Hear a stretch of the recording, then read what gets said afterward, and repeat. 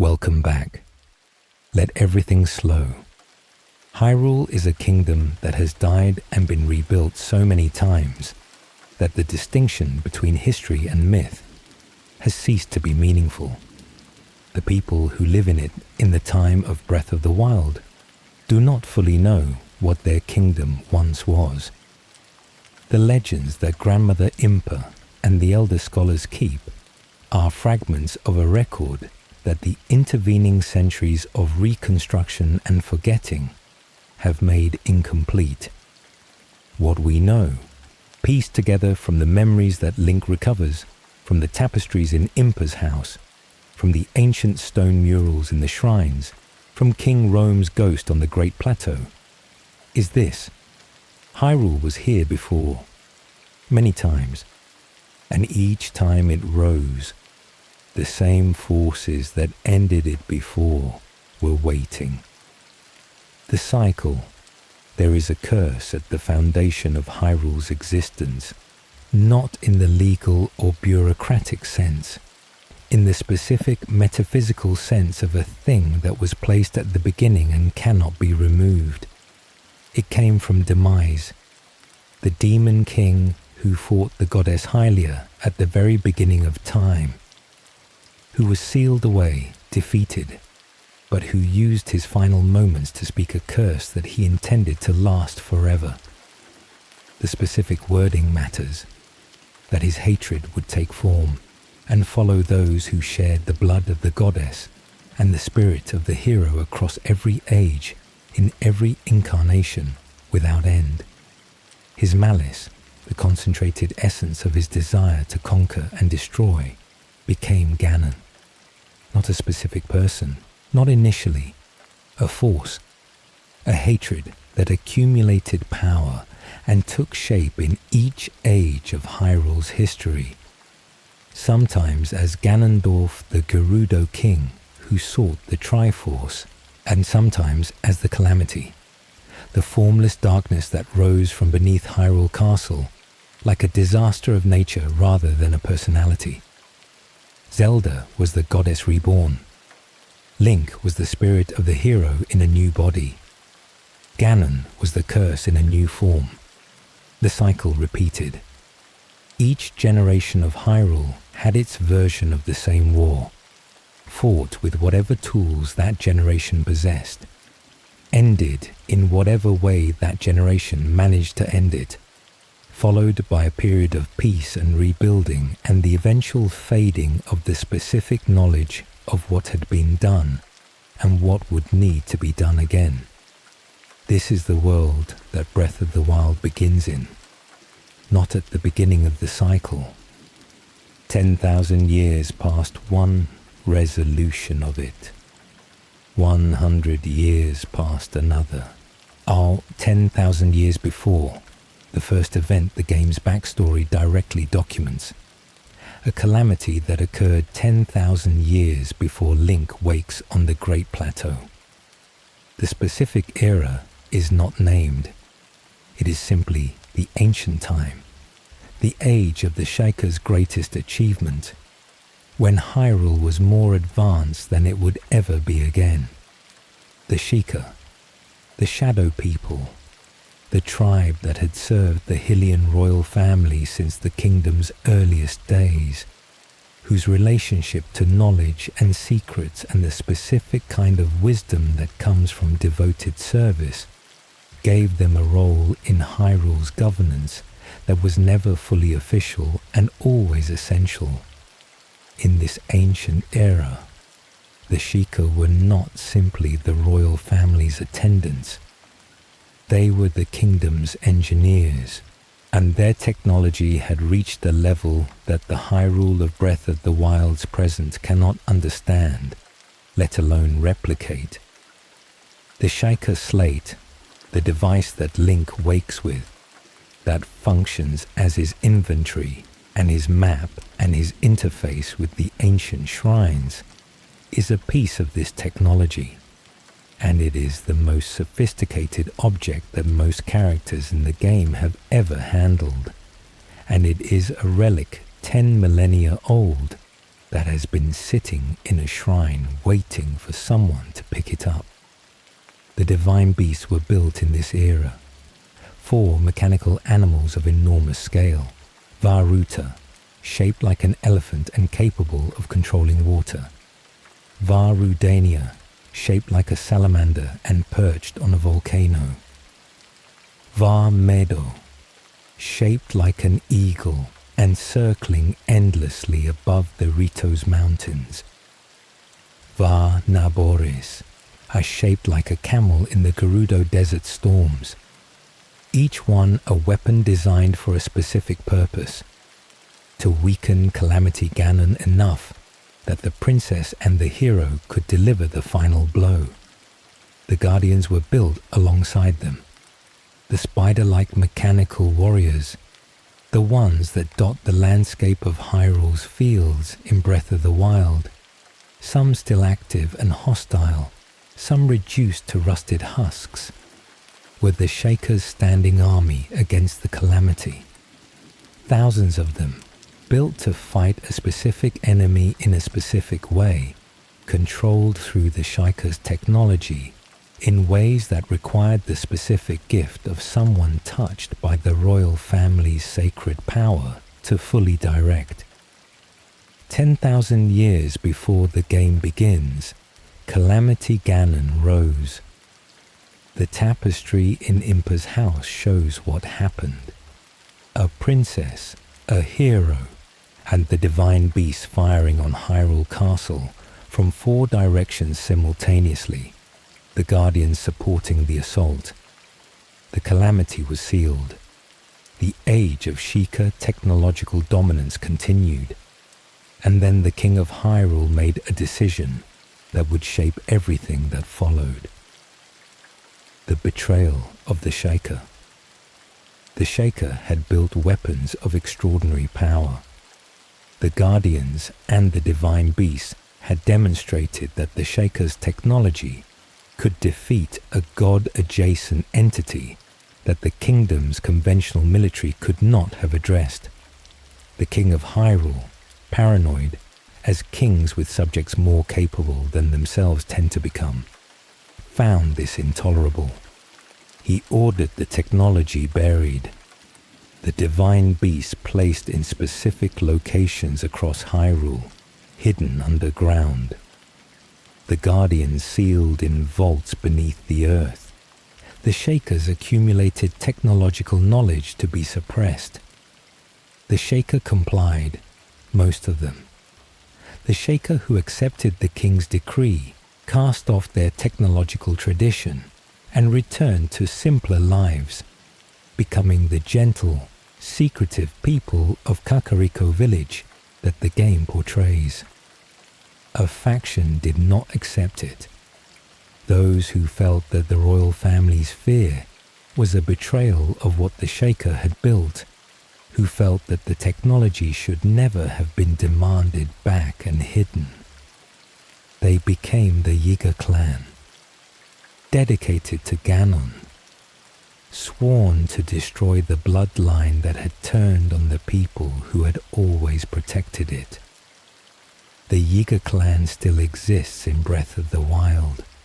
They wear their banana yellow uniforms and their Sheikah masks, and they serve Calamity Ganon with the specific fervor of people who have been nursing a grievance for 10,000 years.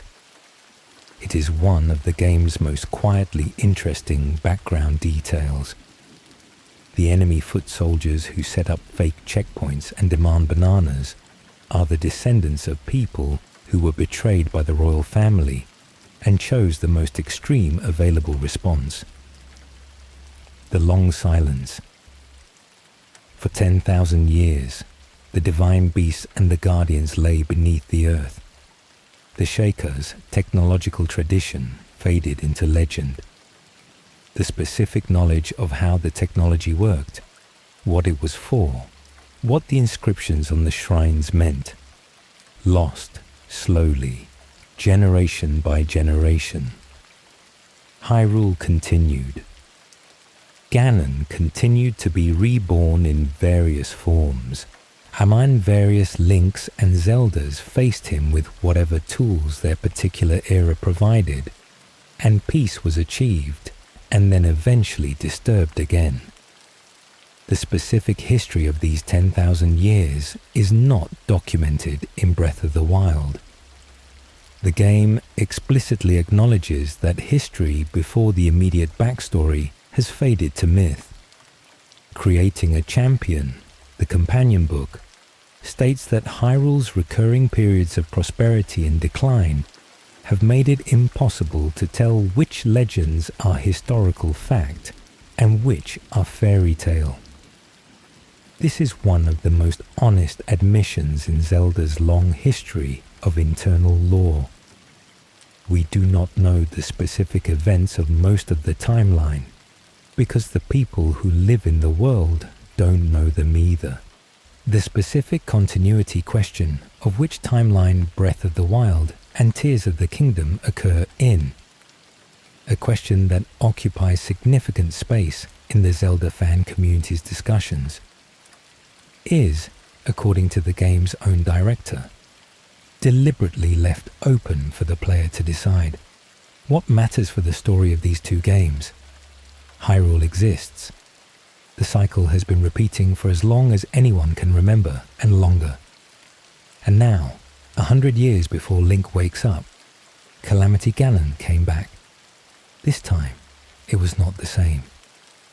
The prophecy and the preparation. 100 years before the game begins, which means in the era when Link was 17 and Zelda was 17, and the champions were at the height of their capability. A prophecy arrived, not from a divine source that announced itself formally, but in the way that prophecies work in Hyrule, through the accumulated evidence of the land itself, through signs that the scholars and the Sheikah elders who still maintained some connection to the ancient knowledge could read. The signs of Calamity Ganon's return were clear, and the power to oppose it lay dormant beneath the ground. King Rome ordered excavation. Across Hyrule, ancient Sheikah structures were uncovered. The divine beasts were found in their concealed locations. The guardians were found in their vaults. The technology that the ancient Sheikah had built and that the ancient king had buried was brought back to the surface 10,000 years after it had been hidden. The specific irony, the concealment that had been intended to prevent the Sheikah's technology from threatening the royal family, had ensured that when the technology was most needed, when the next great calamity was coming, it would be rusty, ill understood, operated by people who had not grown up with it and who were learning to use it on a timeline determined by when Ganon chose to arrive.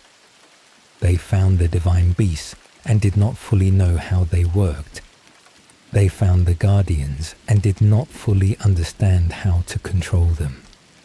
They had the weapons their ancestors had built, and they were holding them the way children hold their grandparents' tools, aware of their weight and purpose, but not fluent in their use. Sleep well. 7 more parts remain, and the champions are gathering. 100 years before Link wakes on the Great Plateau, 5 people were gathered under the banner of Princess Zelda's plan to face Calamity Ganon. They came from every corner of Hyrule. They brought their specific capabilities, their specific histories, their specific relationships to the kingdom they were preparing to defend. They did not succeed, but the story of who they were and what it cost them to fail is one of Breath of the Wild's most carefully constructed pieces of emotional architecture. The game gives you the champion's memories in fragments, through photographs on the Sheikah slate, and through the shrines that honor each one. Tonight we sit with those memories more fully. Princess Zelda, 17 years old when Calamity Ganon arrived, the daughter of King Rome, the heir to the specific power that the blood of the goddess Hylia had been carrying through Hyrule's royal line for as long as the line had existed. The ability to seal Ganon, to contain the calamity through the specific quality of sacred light that the Triforce of Wisdom represented. The problem, she could not access it. Zelda had been trying to awaken her power since she was a child. She had prayed at every sacred spring in Hyrule. She had studied the ancient Shaker technology with extraordinary dedication, understanding it better than anyone else in the kingdom, including the Shaker themselves, who had discovered it without the context that Zelda had acquired from centuries of royal records. She had done everything that the traditions said she was supposed to do, and the power had not come. Her father was not gentle about this failure. King Rome loved his daughter in the way that parents who are also institutions sometimes love their children, with the specific quality of love that includes the weight of expectation and the specific cruelty of being unable to separate the person from the role. He reduced her studies of Shaker technology to a distraction from prayer, insisted that the sacred power was the priority, and watched her struggle with the visible impatience of a man who understood that time was running out. She resented him. She documented this in her diary, the records that Link finds in the game's memory sequences, the most direct access to Zelda's interior life that the game provides. She found the research meaningful and fulfilling in a way that the ritual prayer was not. She found the requirement to set it aside and focus on the power that was not coming increasingly difficult to accept. She also found Link difficult to accept, not personally, professionally. He had been appointed as her knight, her appointed protector, chosen by the sword that seals the darkness. He was, by every measure available, the finest young warrior in Hyrule. He had drawn the Master Sword. He was quiet in ways she initially found dismissive, and later understood as the specific quality of someone carrying burdens they had not chosen to discuss.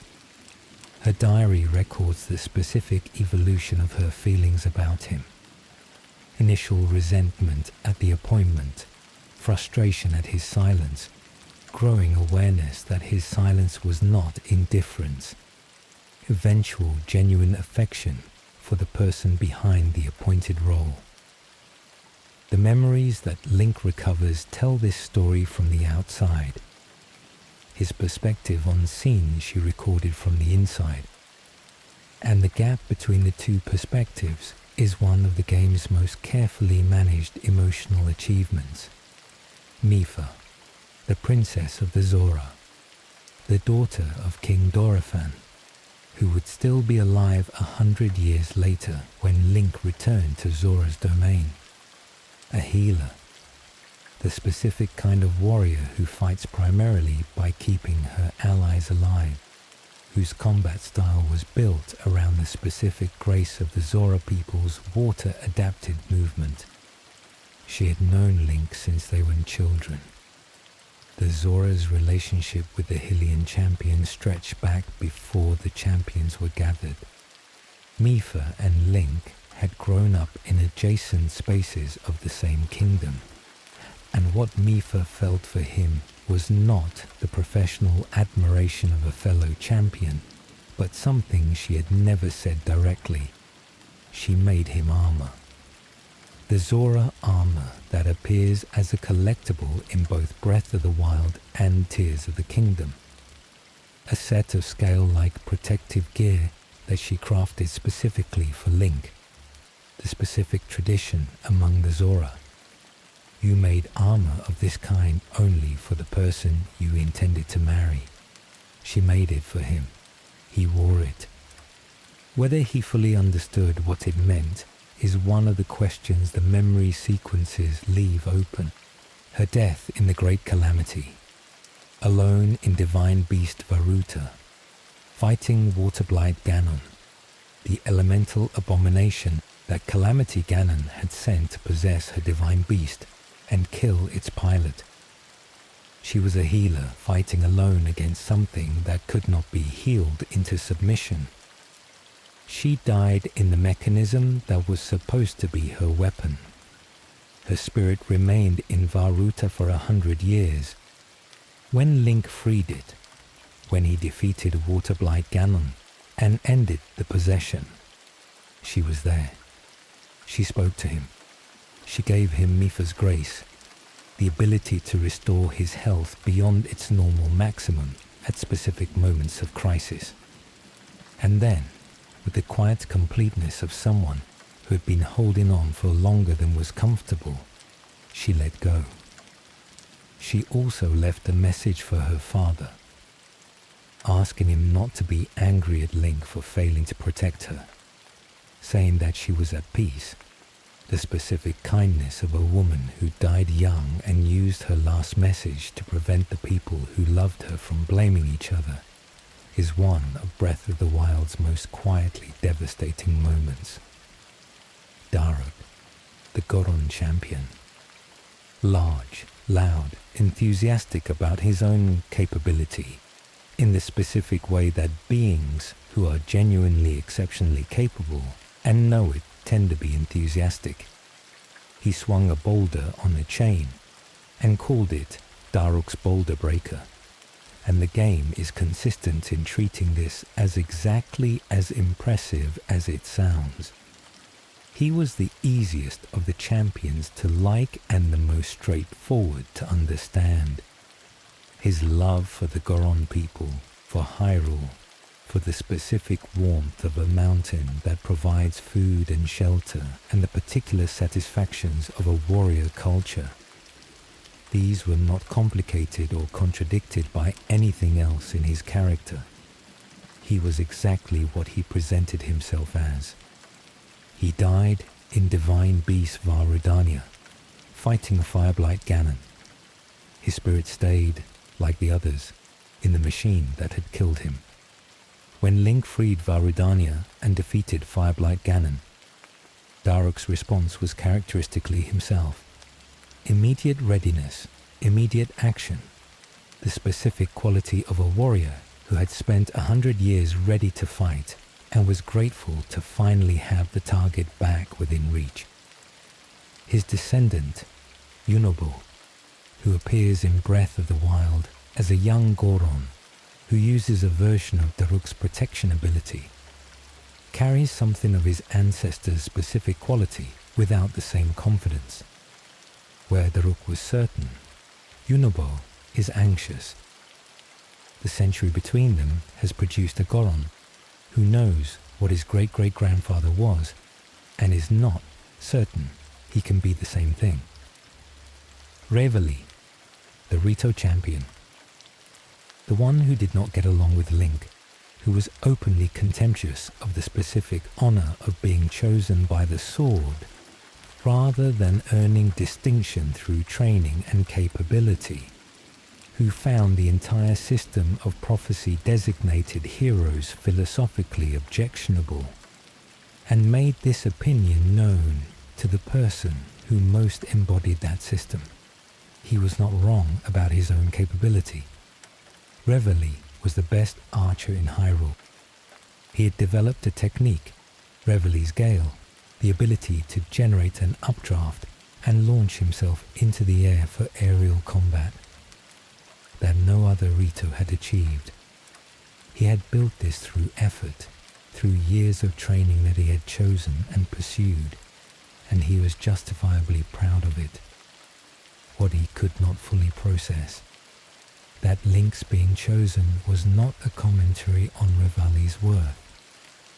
The Master Sword chooses based on factors that are not about comparative merit, It chooses the specific person whose spirit resonates with what the sword needs, and the specific person whose spirit resonates with what the sword needs is not always the objectively most capable warrior. The sword chose Link. This did not mean the sword should have chosen Revali. It meant the sword was not making the same assessment Revali was. He died in Var Meadow, alone, fighting Windblight Ganon. His spirit stayed. When Link freed the divine beast, Revali's response was the most complicated of the four champions. He acknowledged what Link had accomplished, gave him Revali's Gale, and could not quite bring himself to express the direct warmth that the moment might otherwise have produced. He was still himself, even in death. This is the specific achievement of Revali's characterization. He is not redeemed in the conventional narrative sense, not transformed into a warmer person by the experience of dying and spending a century as a spirit.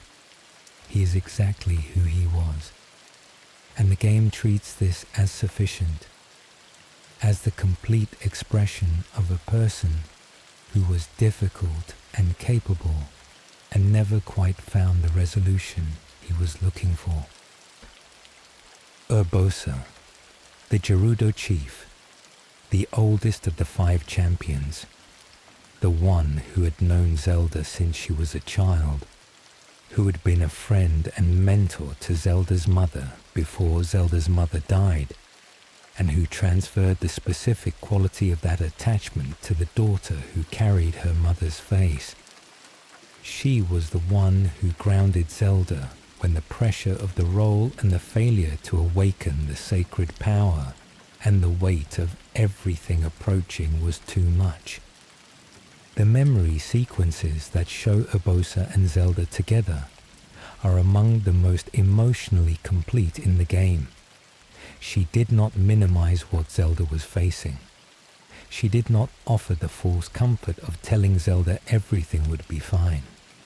She offered the specific comfort of a very experienced person, telling a young person that the struggle they were having was real, and that having the struggle did not make them a failure.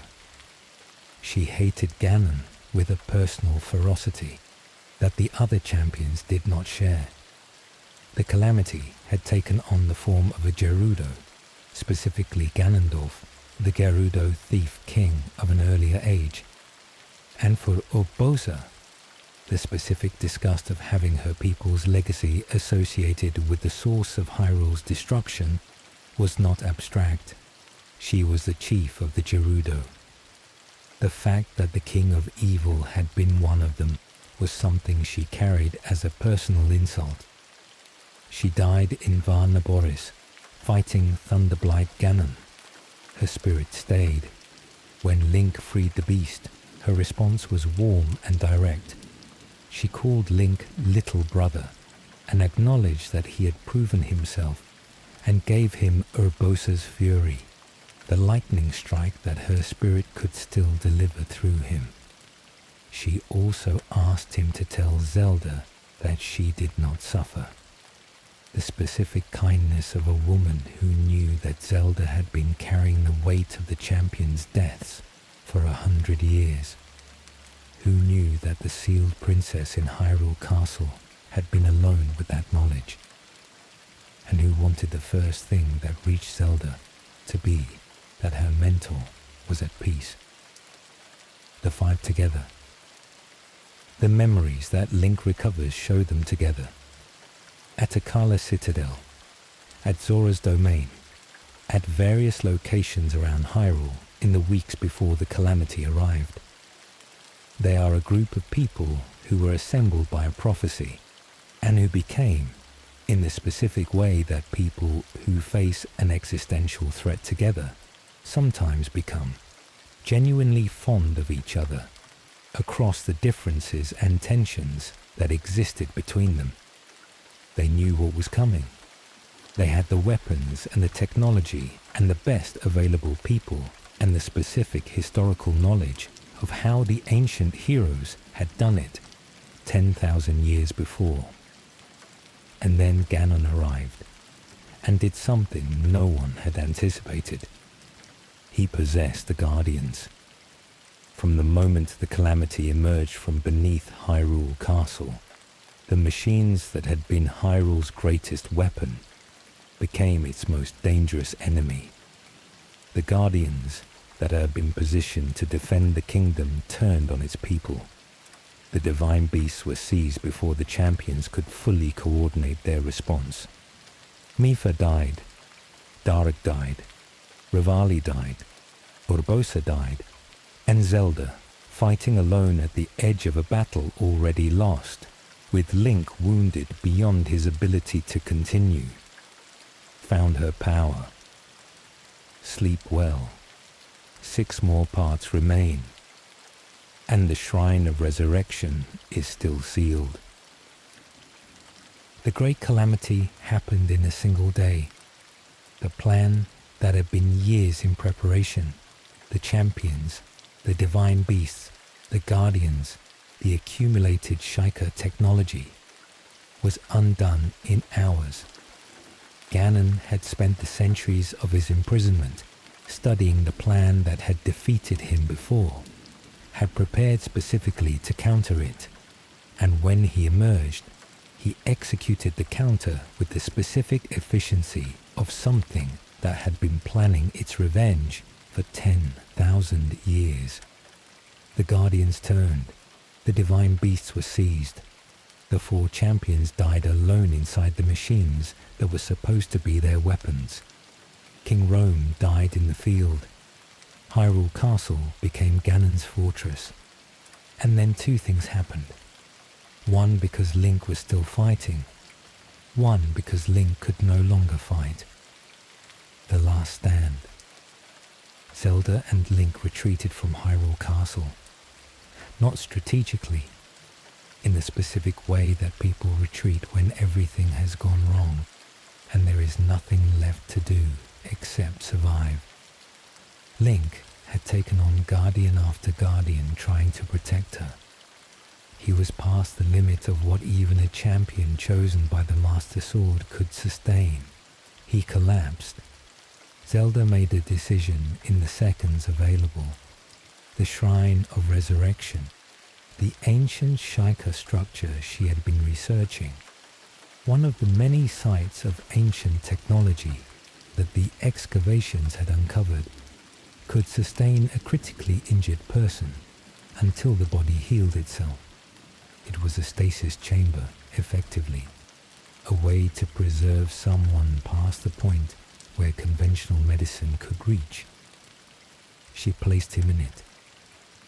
Then she spoke to the great Deku Tree, which had its own specific relationship to the ancient forest and to the Master Sword that Link had drawn. She asked the Deku Tree to keep the sword safe until Link returned for it. She did not say whether she believed he would return. And then she turned around. The Guardians were still moving across the fields of Hyrule. The calamity was still spreading from the castle. Everything was already destroyed or being destroyed, and Zelda's power, the sealing power that had not come when she had prayed at every sacred spring, that had not come when her father demanded it, that had not come in any of the years of trying, came, all at once, in the moment when the thing she had been trying to protect was already broken, and the person she most needed to protect had just been placed in a healing chamber that might or might not work. In the moment after all the reasons to have the power had been removed by the calamity, the power arrived. Why then? Why at that specific moment, and not in any of the years of desperate trying? The game does not explain this directly. What the memories suggest, the power was connected to her emotional state in ways that the ritual prayer could not address.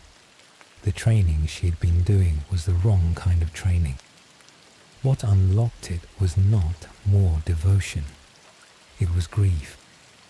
The specific shattering quality of watching everything fail. What she did with it, she used it to contain Ganon in Hyrule Castle. Not to defeat him, she was not strong enough to defeat him, not yet, not alone. But she could hold him. The sealing power that Hylia had always carried through the royal bloodline was sufficient to keep the calamity from spreading further, to trap it within the castle's walls, to prevent the final destruction of everything that was left. She held it for 100 years. The specific quality of what Zelda's Vigil was, what she experienced during those 100 years of containing Calamity Ganon within Hyrule Castle, is one of the things that Breath of the Wild acknowledges without fully depicting. She was inside the castle. She was not free. She was spending herself continuously holding a seal on something that wanted nothing more than to break free and finish what it had started. The blood moon, the periodic red moon that rises over Hyrule, the game's mechanic for respawning enemies, but also its lore acknowledgement that Ganon's power kept accumulating even while contained. The calamity could not move, but it could grow. And every time the blood moon rose, the monsters that had been killed across Hyrule were restored, because the malice that Ganon had spread before being sealed was not sealed with him. It was in the land, and it pulled the dead back to an approximation of life. Zelda held the seal. The months passed, and became years, and became decades. She had instructed that Link not be awakened before his body had healed. The Shrine of Resurrection required time, and waking him too early would mean waking someone who could not yet fight. She could not communicate with him while he slept. She could only hold the Shaker who had survived the calamity, Impa, who had served the royal family, and who would still be alive 100 years later. Pura, the researcher whose age reversal experiment had gone wrong, and left her physically resembling a child for the entirety of the 100 years. Robbie, whose own research into the ancient technology had continued in the remote lab on the Akala coast, kept watch, kept records, prepared what could be prepared for the day that the Shrine of Resurrection would open and Link would wake. King Rome's ghost kept watch too. The king who had been too demanding, who had reduced his daughter's research to a distraction and missed the years of her struggle. He stood on the Great Plateau for 100 years, unable to move on, watching the land he had governed from before it died. What Link forgot, when the Shrine of Resurrection opened and Link walked out into the air and the light of Hyrule he had lost the memory of, he did not know who he was. The Shrine of Resurrection's healing process had been imperfect. The damage to his body had been repaired. A century of cellular regeneration had addressed the wounds from the last battle, but the memories had not fully survived.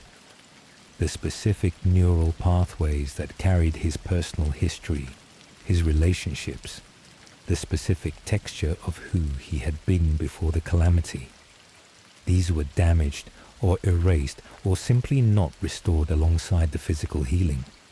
He woke with his capability intact. He could still fight, still climb, still navigate.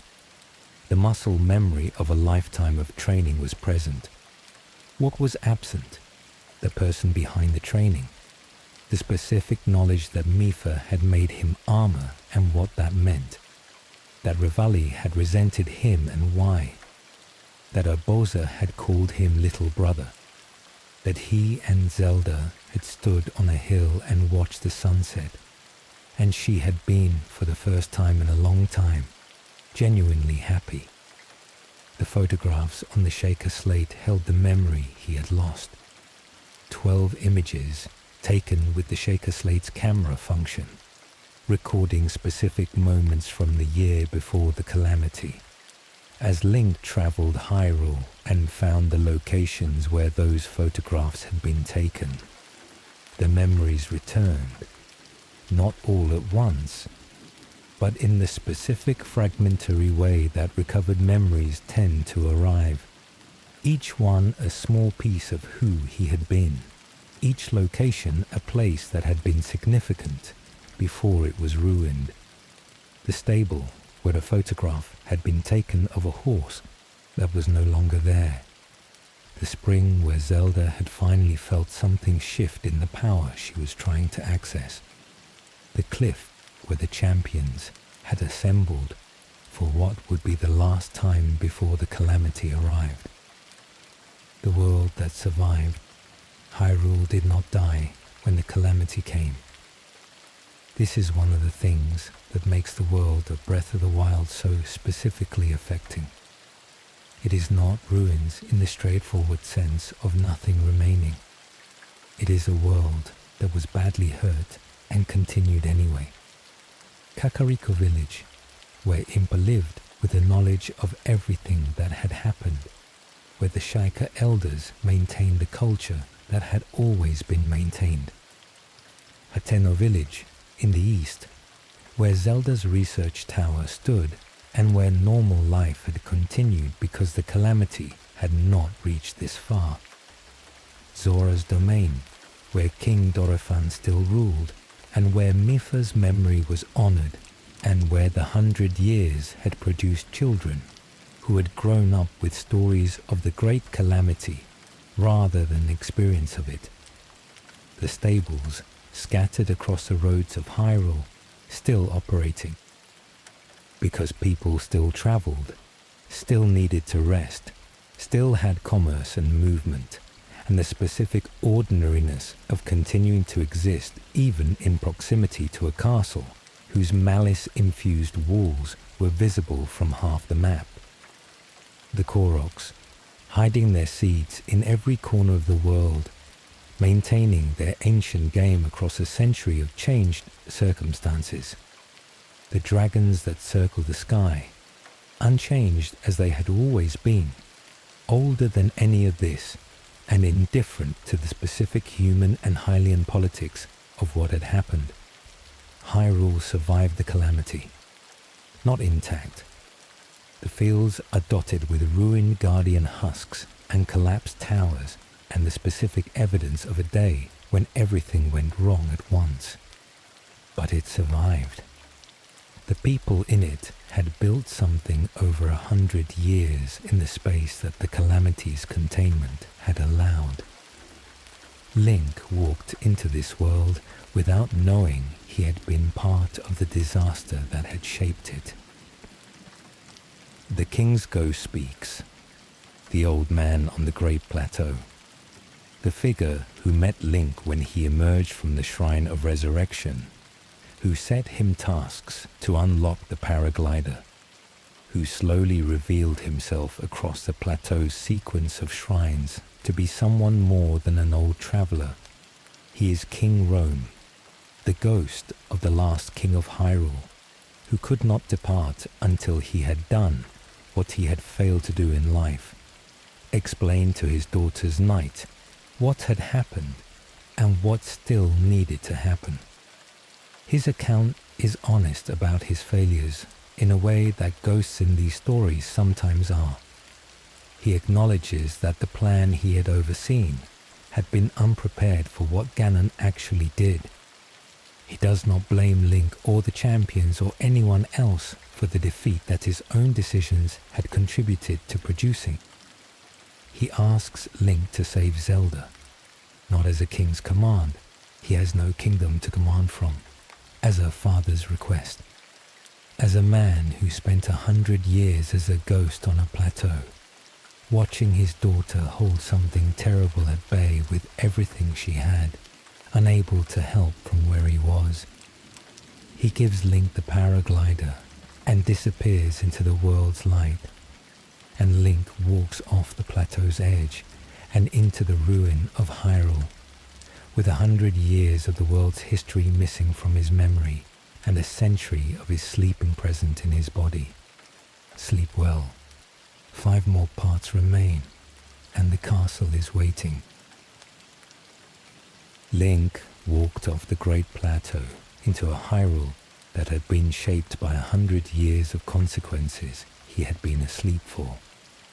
The paraglider let him descend from the elevated starting area into the world below. The first act of freedom in a game that is organized around the specific quality of freedom, of being given a direction and then being trusted to find a way to it however you choose. His goal was clear: reach Hyrule Castle, free Zelda, defeat Calamity Ganon. The game did not hide this objective or complicate it with layers of misdirection. It told Link what needed to happen and then opened the entire map and said, "Go." What Link found on the way was a world that was simultaneously the Hyrule he had known and the Hyrule that had continued without him. Impa and what she knew. Kakariko Village. The Shaker settlement in the hills east of the Great Plateau, where the buildings are built in a specific style that carries the ancient tradition forward into the present, where the patterns on the walls and the shrine at the village's entrance mark the specific continuity of a people who had maintained their identity through everything the Calamity had done to the kingdom they had always served. Impa, ancient in Breath of the Wild, in the way that the Zelda series sometimes produces. Not elderly in the conventional sense, but ancient in the way of someone who has been present for everything and carries all of it with them. She was already old when the Calamity happened. She's more old now. She sits in her house on the raised platform, and she has the specific authority of someone who has been waiting 100 years for this conversation. She tells Link what happened, the broad strokes, Ganon, the Calamity, the champions, the castle. She is not simply recounting history for a stranger. She is briefing the person who was there for all of it, who needs the memory he cannot access provided from outside. She also gives him a task: find the divine beasts, the 4 machines that have been seized by Ganon, that had become sources of malice and obstacles to the plan that had been designed around them, were still out there. If Link could free them, restore their champion pilot spirits and sever Ganon's control, they would fire on the castle when he entered, weakening Ganon before the final confrontation in the way the original plan had been designed to weaken him. The plan that had failed 100 years ago, deployed again with 100 years of delay, and one of the original participants having lost the memory of what they were doing. The divine beasts revisited. Link travelled to the corners of Hyrule. This is the central activity of Breath of the Wild's main quest, and each corner contained a community and a story and a specific relationship to the great calamity that had happened 100 years ago. Vah-Ruta, divine beast of the Zora people, an elephant-shaped machine perched in the mountains east of Hyrule, pouring rain endlessly down on the world because Ganon's control of it had locked it in a continuous precipitation cycle that was threatening to flood Zora's domain. The Zora were not subtle about where they thought the blame lay. Muzu, the elder who had known Mipha personally, received Link with the specific hostility of someone who had spent 100 years processing that the champion who was supposed to pilot this machine had died, and the knight who was supposed to have protected her had survived. Prince Sidon, Mifa's younger brother, who had not yet been born when she died, who had grown up with her memory as the defining loss of his royal family, was the one who helped Link. He swam alongside Link's raft toward Varuta with the specific enthusiasm of someone who has decided that enthusiasm is the appropriate response to everything, including potentially catastrophic circumstances. His warmth is not denial. He knows what Varuta represents, and he knows his sister died inside it. He is choosing to be warm anyway, because the alternative is despair, and despair would not help. Rudania, the salamander-shaped divine beast on Death Mountain, overrun by guardians that Ganon's malice had driven into aggressive configurations, accessible only after coordinating with Yunobo, who could generate Daruk's protection, even though he was not Daruk, and found the resemblance to his ancestor both meaningful and terrifying. The Goron community on Death Mountain had survived the 100 years essentially, as Goron communities survive things, by being Gorons, which is to say by being extremely durable and having access to a volcano that provided food, Medo. The eagle-shaped divine beast circling the sky above Rito village on the snowy peaks west of Hyrule. It had been shooting at anything that tried to take flight below it.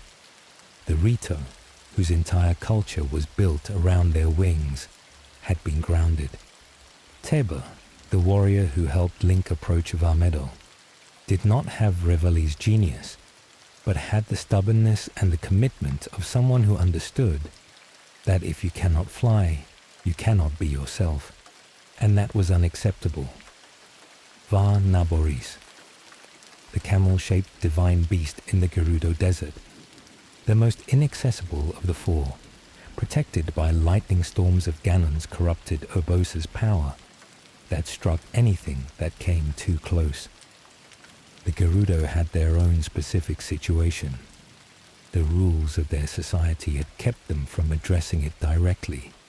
The leader Riju had inherited a situation that had been beyond her predecessor's ability to resolve. And the Yiga clan, those ancient enemies from the Sheikah's betrayed faction, had stolen the Thunder Helm that was the specific protection against Naboris's lightning. Each community, each champion's specific legacy in the people who had survived without them. Each beast freed, each spirit released, each moment of a dead person handing something to the living person who had come to finish what the dead person could not complete. What the memories showed. Between the divine beasts, Link was finding photographs. The Shaker Slate's camera function had been used in the year before the calamity by the people who are now gone or aged beyond recognition, recording moments that they found significant. The memory at Lanayru Road East Gate, Zelda, alone, praying at the Spring of Wisdom on Mount Lanayru. The memory of her father's frustration visible in everything she writes about it. The spring that was supposed to unlock her power. The prayer that produced nothing. The journey down the mountain carrying the specific weight of another failure. The memory at Hyrule Castle's ceremonial hall. The formal photograph of the champions assembled. Reveille at the left margin, positioned as close to the edge as possible. Mifa in the center, next to Link, with the specific quality of proximity that meant something to her, and may have meant something to him. Daruk taking up more space than seemed geometrically possible. Urbosa with one hand on Zelda's shoulder. The memory at Sanadin Park ruins. The horse. Zelda's horse. A white mare that she had found injured and nursed back to health in secret, spending time with it because animals did not require her to perform sacred destiny and did not require her to justify her interest in Shaker technology. Link finds the horse still there, 100 years later. Still white, still alive. The game does not explain how this is possible, and does not need to. The horses of Hyrule have always had a slightly different relationship to time. The memory on the cliff above Elden Canyon. The moment Zelda told Link she knew about the burden he carried. That he had always presented himself as fearless because the people around him needed him to be. That the weight of expectation for someone chosen by prophecy was a burden she recognized because she had been carrying her own version of it her entire life. The moment when the professional relationship between a knight and his princess became something else. Link's approach to the castle. With the divine beast freed, with the champion spirits waiting in their machines to assist at the moment of confrontation. With the Master Sword retrieved from Korok Forest, Link approached Hyrule Castle. The castle is Breath of the Wild's most extraordinary architectural achievement. It had been built over the ancient Sheikah settlement that had always been at Hyrule Center. Ganon's malice had permeated it. The glowing pink corruption visible on the walls, the phantom guardians that moved through its halls, the specific atmosphere of a place that had been simultaneously preserved and transformed by a century of divine evil's inhabitation. The Sheikah slate opened every door. The divine beasts, when Link entered, fired simultaneously at the castle's central structure. The ancient promise of the plan, finally delivered after 100 years of delay. And in the central room, the sanctum, where the throne of Hyrule had once stood, Calamity Ganon waited, the fight and what it was. Calamity Ganon in the sanctum, a monster assembled from malice and Sheikah technology. He had spent 100 years in the castle, and whatever human nature Ganondorf had originally possessed was entirely consumed. The creature Link fought was not a person. It was hatred given mechanical form, using the Sheikah Guardian components that Ganon had assimilated into itself as both body and weapon. The champions fired from outside. Mipha's Grace, Daruk's Protection, Revali's Gale, Urbosa's Fury, each one used in the fight, each one a dead person's gift deployed in the moment it was needed. Ganon was defeated in the sanctum. His malice poured out of the castle and gathered in the field beyond. Dark Beast Ganon, the formless final manifestation, the hatred in its purest expression, without even the mechanical structure to give it shape. Zelda's voice came through. She asked Link to use the light. A bow materialized in his hands, the bow of light, the weapon of divine power that Zelda's still sealed presence in the castle could give him. He fired. Dark Beast Ganon was weakened, and then Zelda emerged. 100 years. 100 years of holding a seal on something that wanted to consume the world, alone, inside the castle that had been the seat of her family's power for generations. She stepped into the air above the field of Akala, and she looked at the dissolved malice of the creature she had been containing, and she used the specific power that had come to her in grief, the power she had spent years trying to summon, and she sealed it. Dark Beast Ganon became light, then nothing. Zelda landed. Link was there. He caught her before she could fall entirely, because she had spent everything she had. She asked, "Do you remember me?" He did not answer. The game does not show what he says. It cuts to the sky above a Hyrule that had just survived something that should have ended it, where the dragons still flew and the Korok still hid, and the blood moon would not rise again. Sleep well. 3 more parts remain, and Hyrule is going to have to be rebuilt. Hyrule was rebuilt after Calamity Ganon's defeat. Not quickly, these things take time, and a kingdom that had been devastated for 100 years could not simply be restored in the months after the sealing power was lifted. But Zelda had survived. Link had survived. The champion's descendants were still there. The Shaker technology was no longer weaponized against them. The world that had been waiting under the Calamity's shadow began, slowly, to come back to itself. Tears of the Kingdom begins in this period of recovery. Hyrule Castle is still standing, partially rebuilt, still bearing the marks of what it had been through, not yet fully restored to what it had been.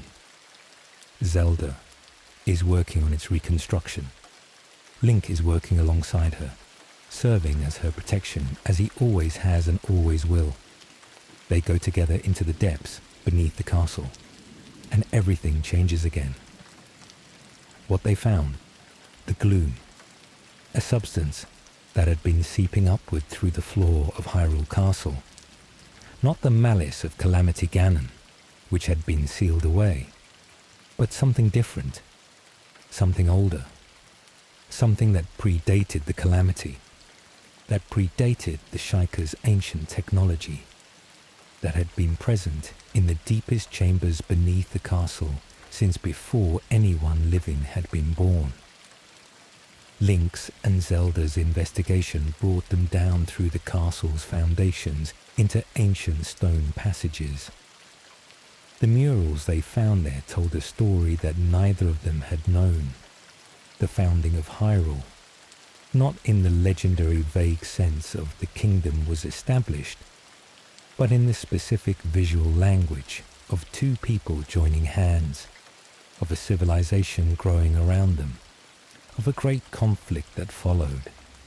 A mummy, at the very bottom of the passages, preserved in the specific way of something that had been sealed rather than simply dead, pinned to the stone wall by a disembodied arm, an arm of green Zonai flesh, still emanating the faint energy of a divine power.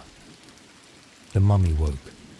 Ganondorf, not Calamity Ganon, Ganondorf, the specific person, the Gerudo man who had been the demon king before the Calamity, stripped away whatever personhood had remained in his curse.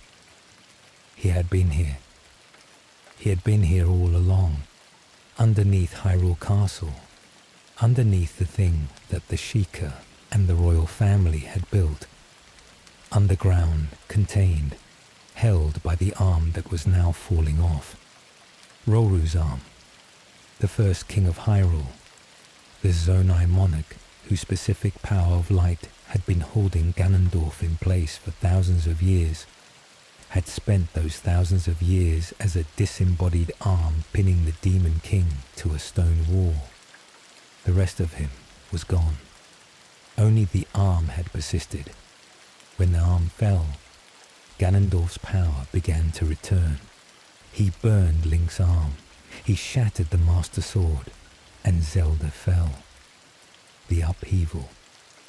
In the moment of Zelda's fall, the ground beneath Hyrule Castle collapsed.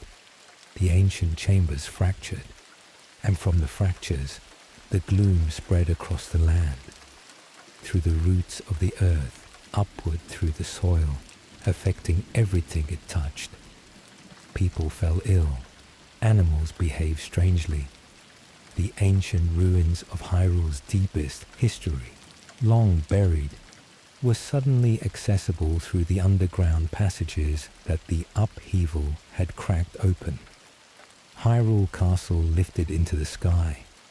The dark energy of Ganondorf's return beneath it had unmoored the castle from the ground, raised it into the air where it hung like a threat visible from every corner of the kingdom. And islands appeared above the clouds. The Great Sky Island, where Link woke, and others scattered across the sky above Hyrule. The ancient Zonai constructions that had always been there, above the clouds, where no one had been able to reach them. Link's arm was gone.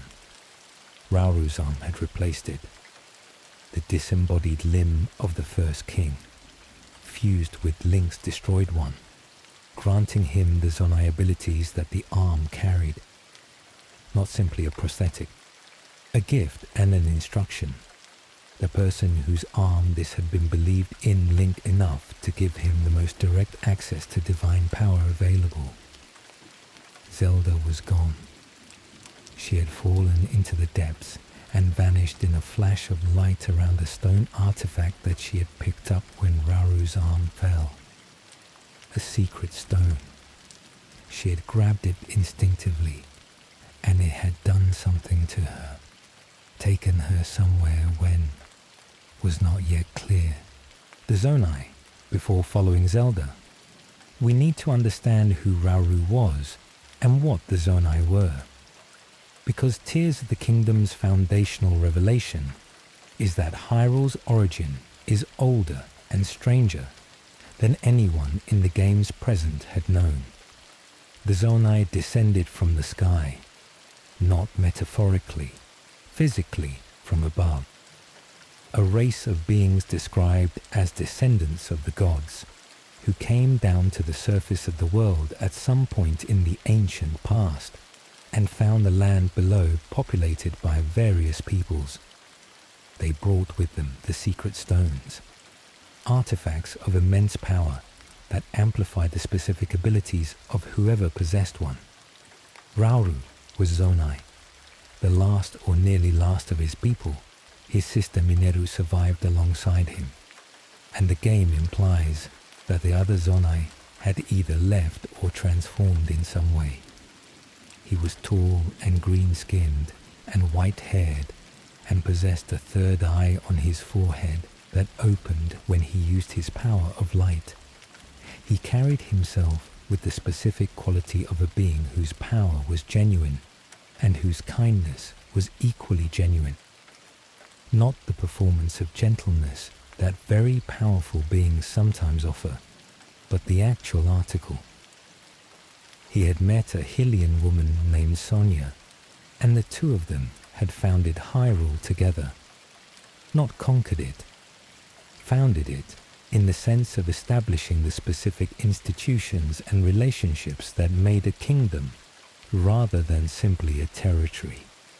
Rauru's power of light and Sonia's power over time were the specific qualities that the first king and queen of Hyrule used to govern, to protect, and to inspire the loyalty that made diverse peoples pledge themselves to a single kingdom. They had been happy. The Dragon's Tears memories that Link finds across Hyrule show the early period of Rauru and Sonia's reign as a time of genuine warmth. The people surrounding them responding to their goodness with the specific trust that genuine goodness tends to generate. And then Ganondorf came to pledge fealty. The Gerudo king and the false loyalty. Ganondorf, chief of the Gerudo people, whose territory in the desert had been one of the last regions to join Rauru's growing kingdom, arrived at the court and swore allegiance. He brought gifts. He brought his warriors. He performed the specific gestures of loyalty with a thoroughness that the court received as genuine. Rauru was not entirely certain. There was something in Ganondorf's eyes, the specific quality that genuine power perceives in other genuine power, when the orientation of that power is wrong. He could not act on this suspicion without evidence. He watched. Sonia was more trusting. Her warmth and her willingness to see the best in people, the qualities that made her beloved by everyone in the court, made her less guarded than Rauru's caution would have had her be. Ganondorf needed a secret stone. His own power was considerable, but the secret stone's amplified power. taking what a person already possessed and making it more completely itself. He had surveyed the court and calculated that Sonia's stone was accessible in ways that Rauru's was not. He killed her in the moment when she was alone with him, when the court was not watching, when the opportunity that patience had been building toward arrived. He killed the first queen of Hyrule and took her secret stone. Rauru's response: grief and then action. Mineru describes his state in the aftermath. The remorse for having allowed the situation that killed Sonia, the specific self-blame of someone who had suspected and not acted with sufficient urgency. He transformed the grief into preparation. He gathered the strongest warriors of each of Hyrule's peoples and gave them secret stones, making them sages, amplifying what they already possessed, building the coalition that would face the Demon King. The Imprisoning War. The battle that followed is called the Imprisoning War. The sages and Rauru against Ganondorf and the army of monsters that his Demon King transformation, using Sonia's stolen secret stone, had enabled him to summon. They could not defeat him. The sages were extraordinary warriors with amplified powers, but Ganondorf, with a secret stone and Sonia's stolen time power added to his own Gerudo abilities, was beyond what they collectively could overcome. Rauru made the decision. He could not kill Ganondorf, but he could seal him. Use everything his power of light contained to bind the Demon King in the earth beneath, where Hyrule Castle would eventually be built, and hold him there. He did this knowing it would kill him, or rather, knowing it would consume him over the millennia, as the seal required his power to maintain. He would not die all at once. He would persist as a presence, as an arm, eventually, when the rest of him had been spent, for thousands of years, holding the seal. Before he sacrificed himself, he told Zelda, who was present, who had been brought to this pass by the secret stone she had accidentally used, that his final hope was Link, that the legendary sword would be what ultimately ended what the seal could only delay, that everything he was about to do was buying time for the hero who was already known to him. From Zelda's description, he gave his arm to sustain the seal. He held Ganondorf underground for thousands of years, until the damage of the great calamity above weakened the seal enough that the arm finally failed. The first king of Hyrule spent his entire afterlife as a disembodied arm, holding down the evil that had killed his wife, waiting for the hero he had heard about from the future.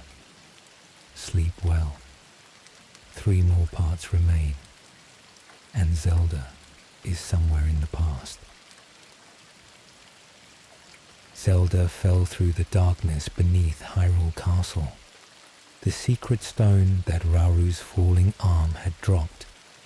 The stone she had picked up instinctively in the moment of chaos had done something to her that no one in the present understood immediately. The stone was a Sage of Time artifact. It had carried Sonia's specific power over time, and in the hands of someone with the blood of the goddess, in the hands of Princess Zelda, who carried Hylia's lineage, it had opened the door. She arrived in the past. Not a memory, not a vision. The actual past. The era of Hyrule's founding, when Rauru and Sonia were building the kingdom that would eventually become everything that followed. Arrival in ancient Hyrule. Zelda arrived alone. The people she found were not immediately certain what to do with her. A young woman in the clothing of an era that had not yet been invented, carrying a shaker slate device that resembled nothing in their technological tradition.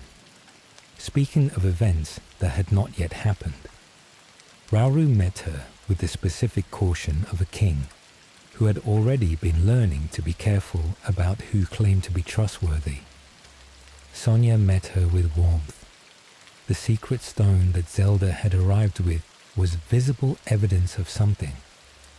It was the stone Sonia had been given by Rauru, the stone that was supposed to be Sonia's, and seeing it in the hands of a woman who claimed to be from the future was not something that could easily be dismissed as a lie or an accident. They took her in. She lived with them in the early period of Hyrule's founding, helping where she could, learning the context of an era she had previously known only as legend, watching the kingdom that she had grown up in take its earliest shape. She could not go back.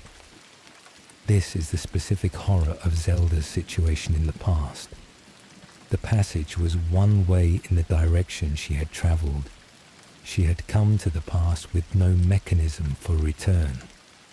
The sage of time power that the stone amplified was directional. She could read and interact with time. But getting from the past back to the present was not the simple reversal of what had brought her there. She stayed. She watched Ganondorf arrive and pledge his false loyalty. And she knew from the memories she had recovered in Breath of the Wild what the name Ganondorf meant and what the course of events would produce. She warned Rauru. She told him what she had seen in the mummy beneath Hyrule Castle, that the being whose corpse had been held down by Rauru's arm was a Gerudo man, and that he had been the source of the gloom that had driven them underground.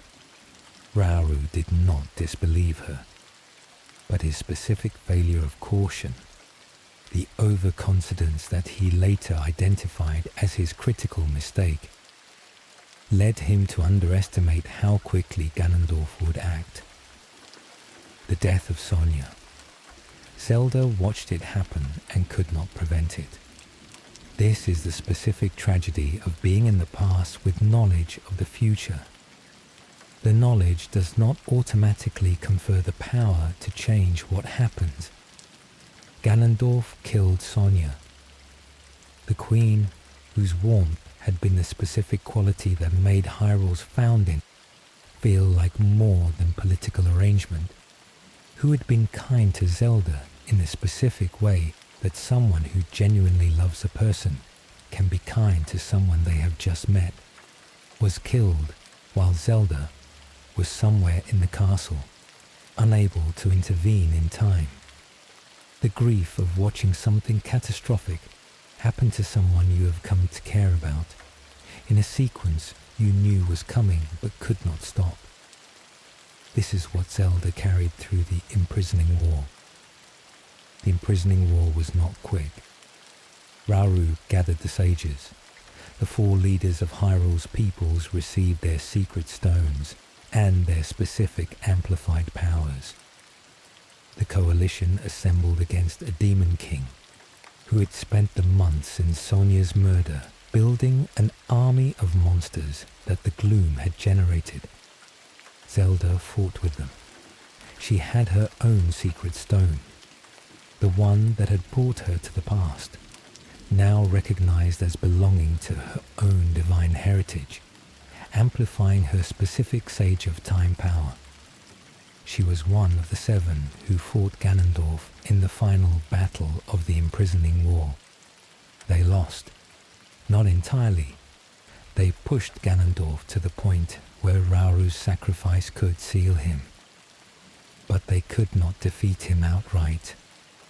The Demon King's power, augmented by Sonia's stolen stone, and whatever darkness the centuries of curse had accumulated in him, exceeded what the coalition could overcome.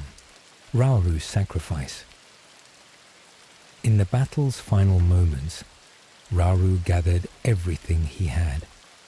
He had told Zelda beforehand that this was where it would end for him, that the seal required more than he could give and remain intact. He had processed this with the specific equanimity of someone who has had time to accept a bad outcome and has decided that accepting it is better than fighting it. His secret stone, his power of light, the specific quality of a Zonai King's divine gift, focused entirely on binding Ganondorf to the earth beneath what would become Hyrule Castle. The seal closed. Ganondorf was imprisoned. Rauru was spent. What remained of him, what would persist for thousands of years, holding the seal with the last of what had been one of the most powerful beings in Hyrule's history, was an arm. He said goodbye to Zelda before the final battle. The specific words that the dragon's tears memories preserve. His faith that Link would come, that the legendary sword would be equal to what the seal could not accomplish, that everything they were sacrificing was creating the conditions for the eventual victory that Zelda's presence in the past confirmed must happen. He was cheerful about it, in the specific way that people who have made their peace with an outcome sometimes achieve cheerfulness. He knew he was going to cease to exist as a person and persist as an arm, and he had decided this was acceptable because it was what Hyrule required. The problem with the Master Sword.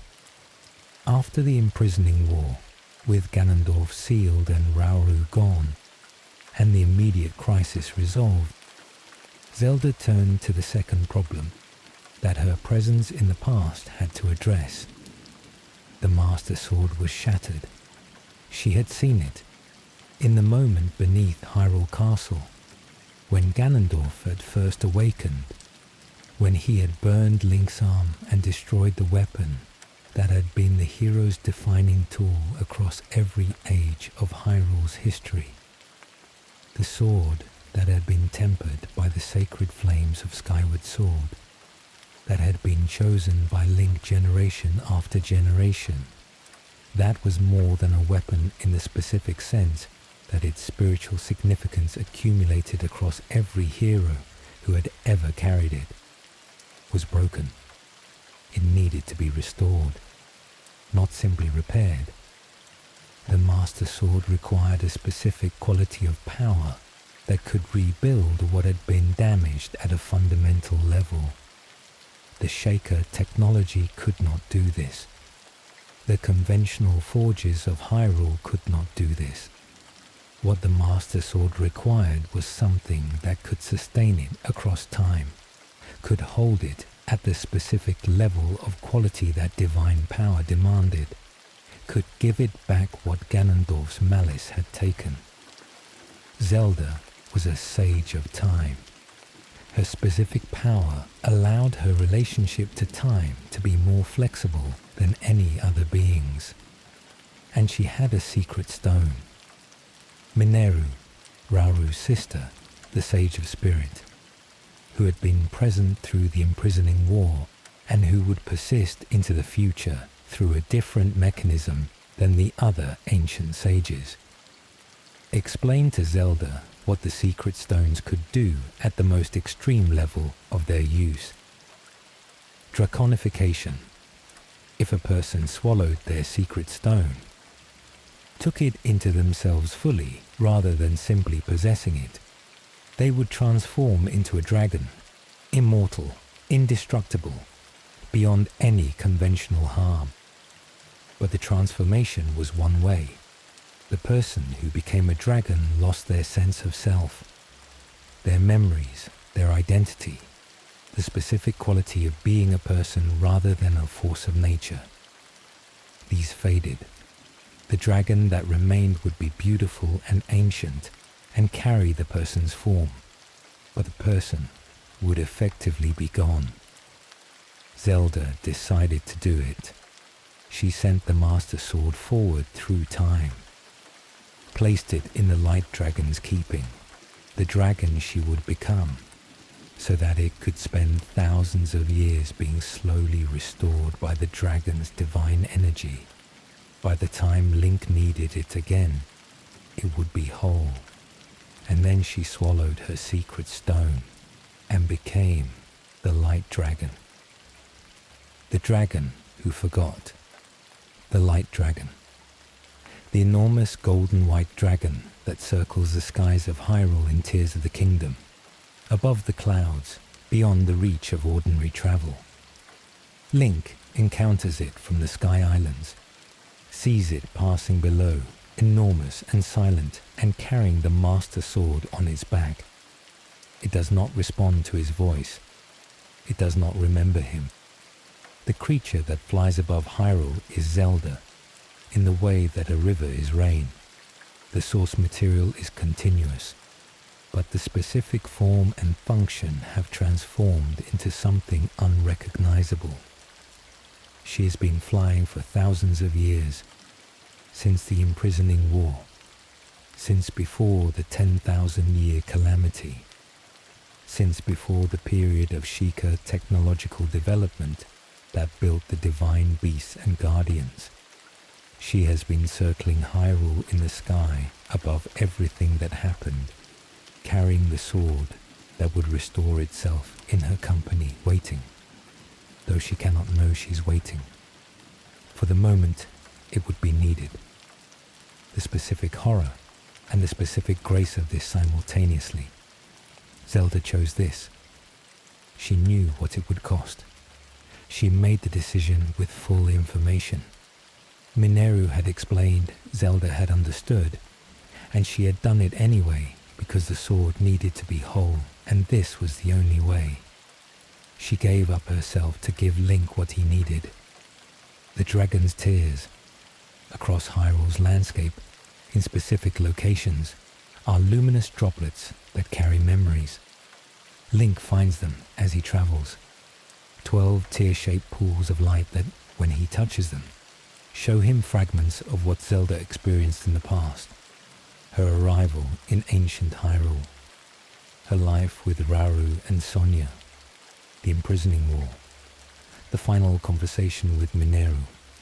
The moment she swallowed the stone. Each one a piece of the person she was before the dragon. Each one a message she left for him. In the specific way that someone who knows they will forget leaves markers for the person who will come after. Not for herself, since the dragon cannot use them. For Link, she had known he would need to understand what happened. She had been unable to communicate this directly, since she would not exist to do the communicating.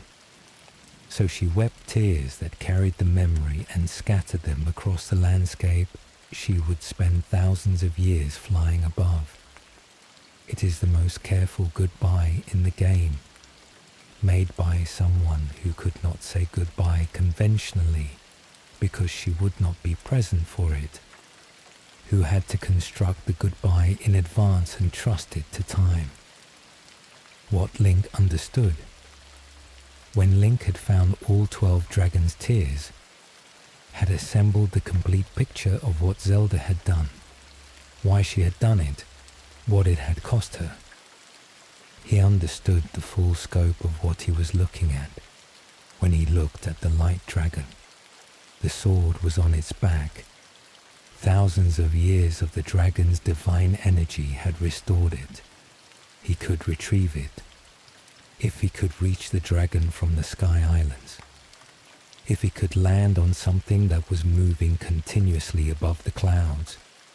If he could pull the sword from the stone where it had been kept by the creature his princess had become.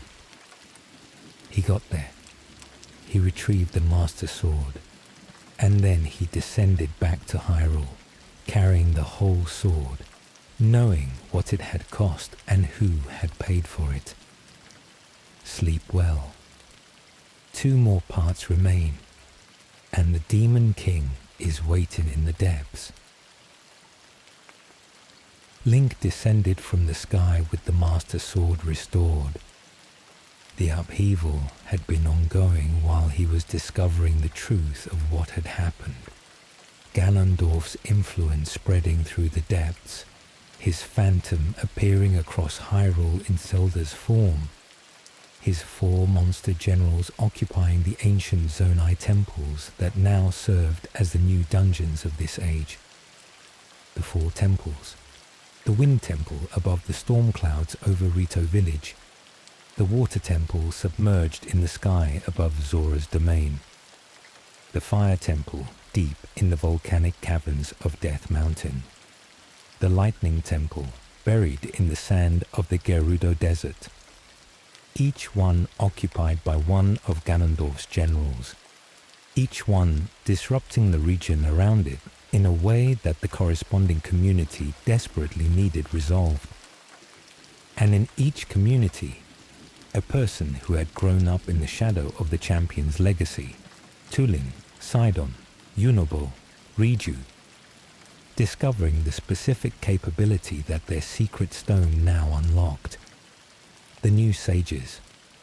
The ancient sages of Rauru's era had passed their obligations forward across thousands of years. The secret stones had moved from generation to generation, carried by descendants who honored the original commitment without necessarily fully understanding its source. When the upheaval created the conditions that activated those stones in their current holders, the people who received the power were not prepared for it in the same way the ancient sages had been, but they were capable of it. Tulin of the Rito, Teba's son, the child of the warrior who had helped Link approach Var Meadow in Breath of the Wild. Small, quick, intensely proud of his own capabilities, in the specific way that young people who have grown up in the shadow of legendary parents tend to be proud. He had his father's stubbornness and his own specific gift, the control of wind that the sage of a wind secret stone amplified. He could generate gusts with the precise control of someone whose culture was built around flight and whose body had been built for air. He helped Link reach and clear the Wind Temple, climbing through an icy storm with the specific commitment of someone who had decided that this was the thing worth doing and was going to do it regardless of the temperature. In the aftermath, he received the full recognition of his ancient inheritance, Sidon of the Zora. Still himself, still warm, still the specific quality of enthusiastic support that had made him one of Breath of the Wild's most beloved characters. His relationship to Mipha's memory had deepened over the years since the divine beasts were freed. He was now champion of the Zora, carrying the title and the responsibility that his sister had held before the Great Calamity. His Sage of Water power, the ability to generate a water shield that deflected attacks and could be used offensively, was an expression of the same gift that had made the Zora's warriors effective through every age of Hyrule. Yunobo of Goron City. Still anxious, still aware of the distance between who he was and who Daruk had been, and now wrestling with a new specific crisis. The Gorons of Death Mountain had been eating marbled rock roast, a substance coming from the Fire Temple that had made them aggressive and obsessive in ways that the community's normal character did not produce. Ganondorf's general had been using the marbled rock as a means of control. Yunobo had been among those affected. His normally gentle nature had been subsumed by the specific aggression that the contaminated food produced. Link helped him break free of it. And then Yunobo, with the fire power of his secret stone, helped Link address the source. Riju of the Gerudo, the young chief who had inherited the role that Urbosa had held. Not Urbosa, not her direct descendant, but the next person to hold the responsibility that Urbosa had always embodied. She carried the specific pressure of leading a people who had a complicated relationship to the name Ganondorf, the Gerudo chief who had betrayed Hyrule, who had been the face of the Demon King across multiple ages, was one of theirs. Riju's lightning power was the most direct echo of Urbosa's fury. The same electric capability, now in the hands of a young woman who was learning to be worthy of it. The Phantom Zelda. Throughout Link's journey across Hyrule, reports had been coming in of sightings of Zelda, the princess who had disappeared during the upheaval. People were seeing her in various places. She had appeared at Hyrule Castle. She had been seen speaking to various communities with an authority that seemed legitimate. These were not Zelda. They were phantom Ganon constructs, copies made by Ganondorf's power, wearing Zelda's appearance, designed to spread Ganondorf's influence while creating confusion about the actual situation. Each time Link encountered one and exposed it, the Phantom was defeated, but the fear it had been generating was not immediately resolved. The specific cruelty of this, in a kingdom that had just emerged from 100 years of Zelda holding Ganon at bay, where Zelda's survival had been the emotional center of the recovery. The suggestion that something was wrong with Zelda was the most effective possible instrument of confusion and fear. The descent. With the 4 temples cleared, with the 4 new sages in place, with Mineru's construct body assembled, and the ancient Sage of Spirit prepared to accompany Link into the final confrontation, the path to the depths opened fully. The depths are one of Tears of the Kingdom's most extraordinary environmental achievements. The underground world that mirrors the surface of Hyrule in shape, but not in content, where the gloom pools and the darkness is absolute, except where specific light roots have been planted, where the ruins of ancient Hyrule rest on the ceiling above, in the specific way that things buried deep enough become the floor of what's below them. A world under the world, the negative space of everything built above. Beneath Hyrule Castle, in the depths, Ganondorf's stronghold, the place he had been gathering his power since the seal was broken, where the monster armies he had been building waited for the confrontation that Link was descending to force. The sages arrived with him, not simply as individual powers to deploy, as a coalition, the 6 of them plus Link, echoing the 7 who had faced Ganondorf in the imprisoning war. The ancient sages' spiritual forms, channeled through their descendants, were present. Mineru in her constructed body, the 4 new sages, and Link, carrying the restored Master Sword and everything that sword had cost. Ganondorf met them, not immediately with his full power. He deployed his phantom armies first, used the generals Link had already defeated as recreated obstacles, tested the coalition against everything he had built since the seal was broken. And then he appeared directly.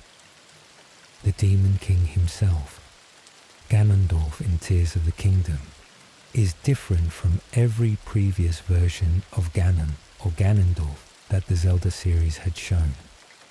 Not simply a powerful enemy, a person, a specific individual with a specific history and specific motivations and the specific character that thousands of years of imprisonment and the transformation into a Demon King had not entirely erased.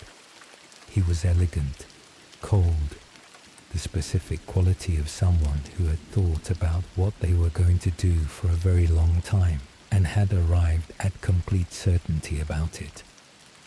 His contempt for Rauru was personal. The memory sequences show him in the founding era, pledging false loyalty with the specific performance of someone who had mastered the gestures of good faith while feeling none of it. He had wanted what Rauru had, not the power specifically, or not only the power, the recognition, the specific position of being the person around whom a civilization organized itself. He had been the chief of the Gerudo, and the Gerudo had pledged themselves to Rauru's Hyrule, and in Ganondorf's specific moral economy, this was a humiliation that the strength he possessed did not deserve. He was wrong about this. The specific wrongness of Ganondorf's position, the belief that sufficient power entitled him to what Rauru had built, is the philosophical center of what Tears of the Kingdom is arguing. Rauru's kingdom was not built on power. It was built on the specific quality of two people who genuinely cared about the world they were creating, whose love for each other and for their people produced something that power alone could not produce. Ganondorf's power was real. His claim was not. The final battle, Link fought him, with the Master Sword restored, with the Sage's amplified powers supporting him, with everything Hyrule had produced across thousands of years of the cycle. The hero who had woken without memories in a cave faced the Demon King, who had spent those thousands of years underground. The fight was not simple.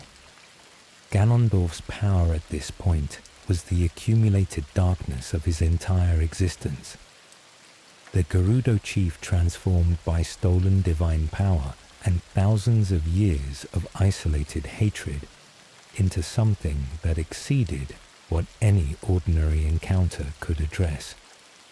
When the conventional battle seemed to be resolving against him, when the coalition had pushed him to the edge of defeat, Ganondorf made the same final decision that the dragon's tears had shown him making in the past. He swallowed his own secret stone. Draconification, the same transformation that Zelda had chosen, but for different reasons and with different results. Zelda had become the light dragon, the form of divine sacrifice, beautiful and immense, and carrying a sword for thousands of years. Ganondorf became the demon dragon, the opposite expression of the same process. The darkness in a demon king, condensed into a draconic form of absolute destructive capability.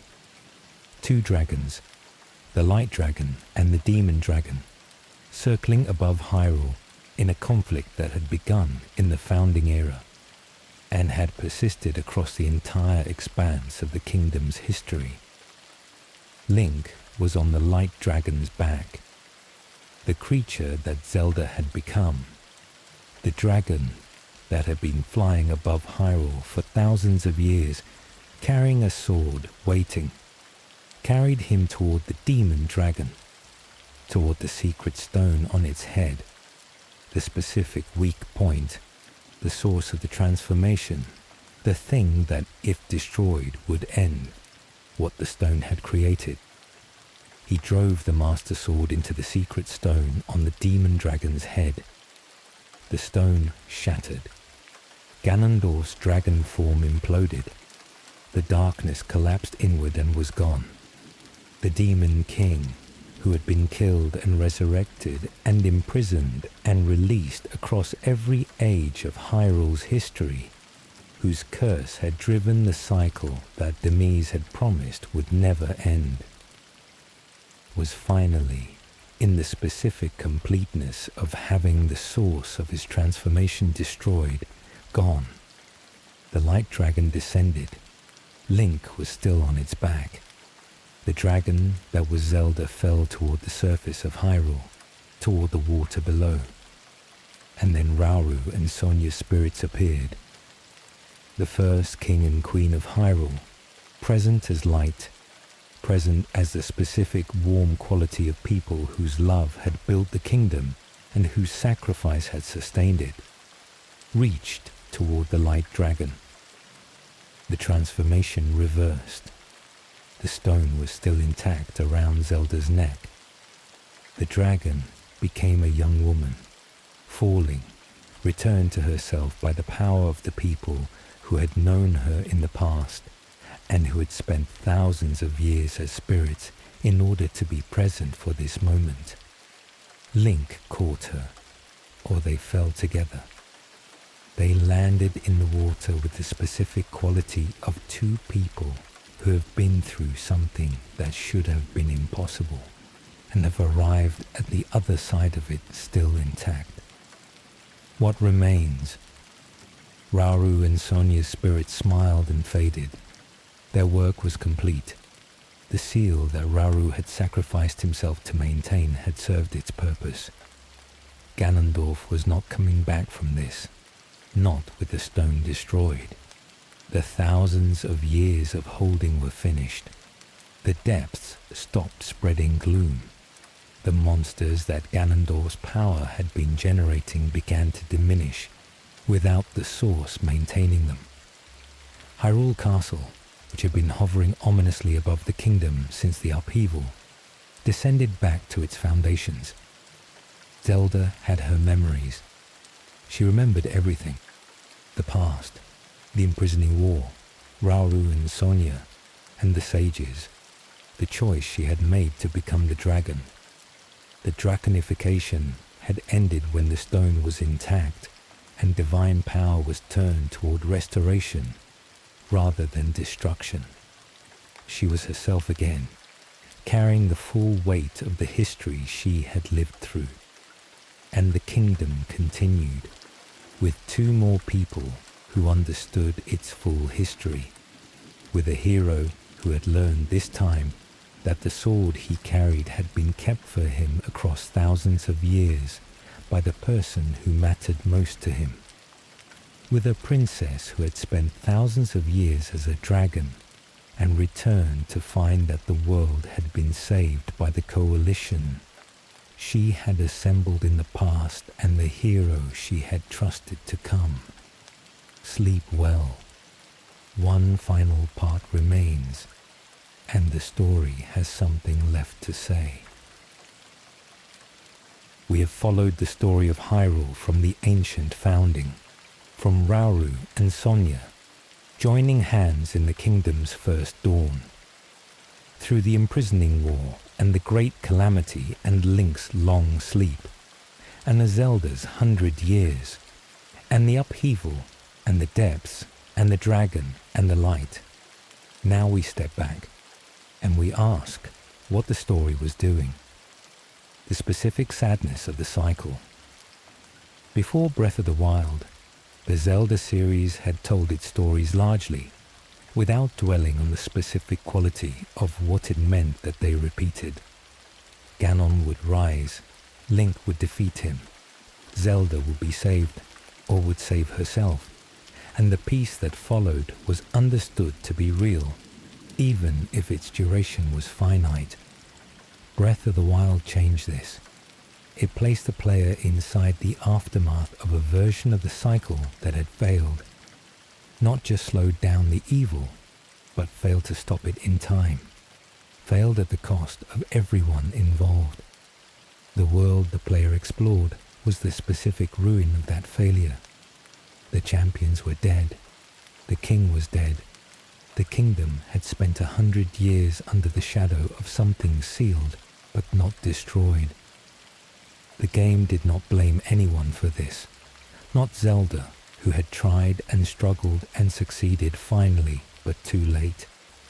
Not Link, who had fought until he could not fight.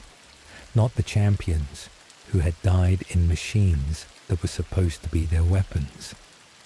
It acknowledged that the cycle's logic, the same forces, the same people, the same conflict across every age, produce failures as well as victories, and that the people inside the failures were not inadequate, but simply in the specific version of the cycle that did not work out. Tears of the Kingdom went further by revealing that the cycle's foundation was even older than anyone had known, by showing that Ganondorf was not simply Demise's curse in abstract form, but a specific person who had made specific choices and whose specific resentment had been the fuel for everything.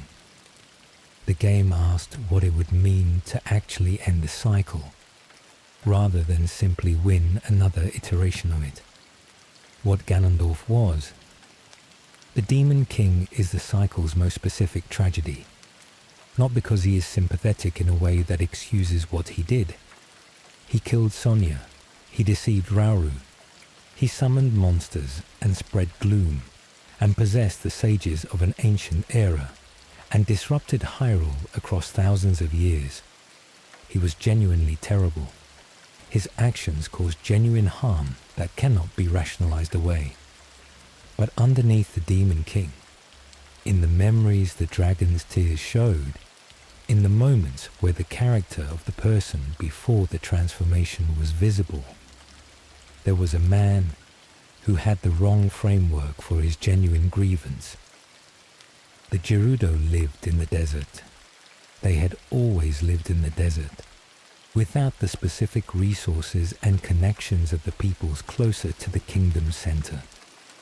Ganondorf's resentment at what Hyrule had and what the Gerudo lacked was not invented. It was based on something real.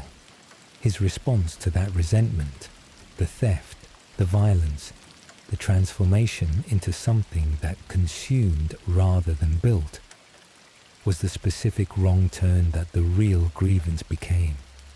He could have built something. He had the intelligence and the capability and the specific presence that makes other people follow. What he chose to do with these things was take rather than create. And Rauru had built something, in essentially the same conditions, a person of extraordinary power, in a world where those without power suffered and those with power decided what happened. He had used what he had to create rather than take. His kingdom was not perfect. It had the specific flaws that every institution has, but the people in it had flourishing lives in ways that the alternative, Ganondorf's vision of power organized around acquisition, would not have produced. The two of them represent the same story's two possible responses to the question of what you do when you have the capability to change the world. Rauru built Hyrule. Ganondorf tried to take it. What Zelda's choice meant. The Draconification is Tears of the Kingdom's most emotionally demanding moment, and it is demanding in a specific way that is worth sitting with at the end. Zelda did not become the dragon because it was the obvious or easy thing. She did it because the situation required someone to do something irreversible, and she was the person present who had both the capability and the specific understanding of why it needed to happen. She knew the Master Sword needed to be restored. She knew she was the only one who could do it in this way. She knew what it would cost. She had spent the previous weeks living with Rauru and Sonia and learning what Hyrule's founding had cost them. She had watched Sonia die. She had watched Rauru sacrifice himself. She had been in the presence of people whose love for each other and for their kingdom had led them to give up the specific things that mattered most to them. And then she did the same thing, not because she was required to by some external force, not because she had no other options. Mineru explained the alternatives, and Zelda chose this one. She chose it because it was the option that gave Link the best chance, and giving Link the best chance was the thing that mattered most to her. the specific love that drives the draconification, the specific quality of caring about someone enough to give up yourself for them, is not dramatic in the way that action set pieces are dramatic. It is quiet. It is the decision made in a room in ancient Hyrule, without music or announcement, with only Minoru present to witness it. She swallowed the stone. She became the dragon. She flew for thousands of years above a world she could not remember or interact with, carrying a sword that was slowly becoming whole again, waiting for the moment she could give it back. What Link's arm meant. Rauru gave Link his arm, not simply as a practical replacement for the one that Ganondorf's gloom had destroyed, as the most intimate possible statement of faith. The arm that had been pressing down Ganondorf for thousands of years. The arm that was all that remained of the first king of Hyrule, given to the hero who would eventually finish what the arm's sacrifice had been preserving the conditions for. He gave it without meeting Link. He gave it in the moment of crisis, beneath the castle, when Link needed it to survive. He gave it based entirely on what Zelda had told him about Link in the founding era, that he was exactly as she described, that this was the person the seal was ultimately for, an arm reaching across thousands of years from the man who built Hyrule to the hero who saved it. The theme of hands and connection that the game's developers described as central to its design, the specific gesture of reaching towards someone across impossible distances, expressed in the most concrete possible physical form. Link spent the entire game with Rauru's hand. Every puzzle he solved with Ultra Hand, the ability to reach out and grab and manipulate the world, was solved with the hand of the first king.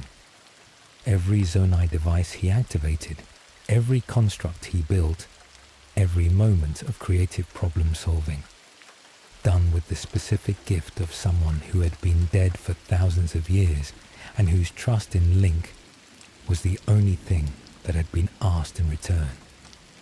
What Hyrule is, after everything, after the cycle's latest resolution, after the founding and the imprisoning war, and the calamity and the upheaval and the dragon. What is Hyrule? It is a kingdom that has survived its own ending more times than anyone can fully count, that has been built by people who loved it enough to sacrifice what they most valued for it, and rebuilt by people who carried what those sacrifices had produced into new forms, that has been threatened by the specific version of evil that the curse keeps generating, and has found specific versions of goodness to meet each threat. It is not perfect. The game is honest about this.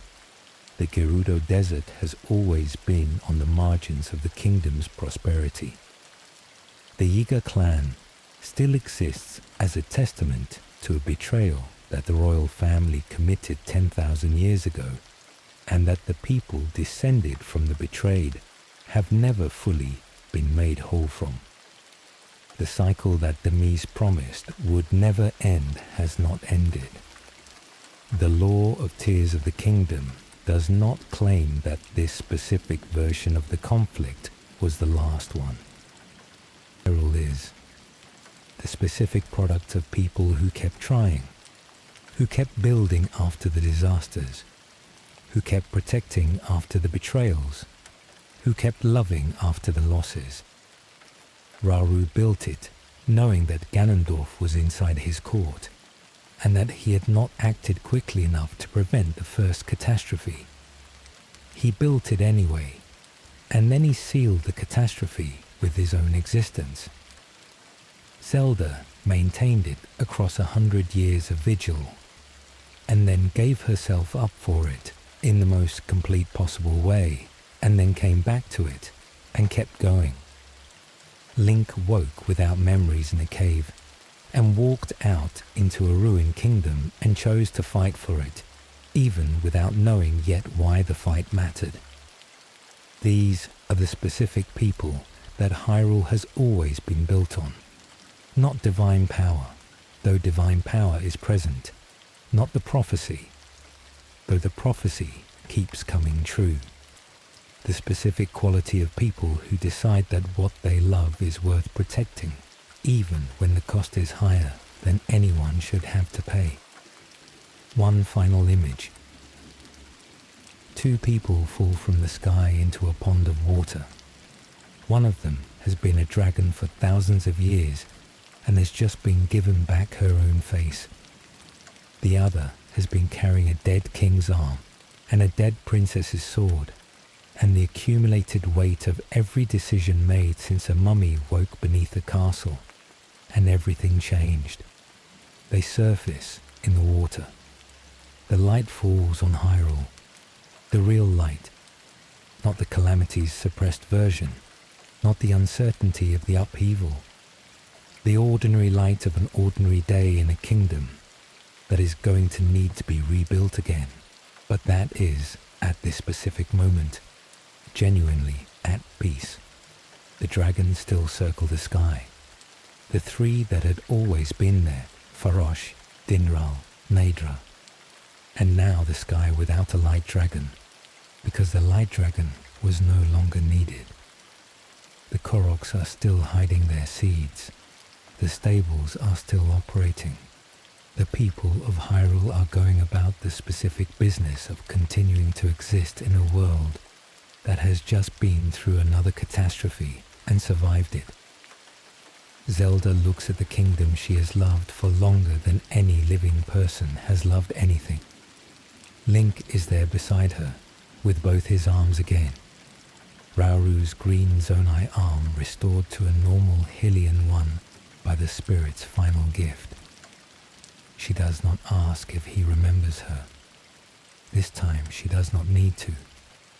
This has been the entire breadth of the Wild and Tears of the Kingdom timeline, from the founding of Hyrule to its most recent salvation, from Rauru's arm stretched toward a sealed king to Link's arm stretched toward a falling princess, from the cycle's ancient beginning to the specific moment when two people landed in a pond and looked at each other, and everything that needed to be said was already known, told slowly, over 8 nights, for the space between waking and wherever you go when the story ends. The cycle continues. The world is beautiful anyway. Good night.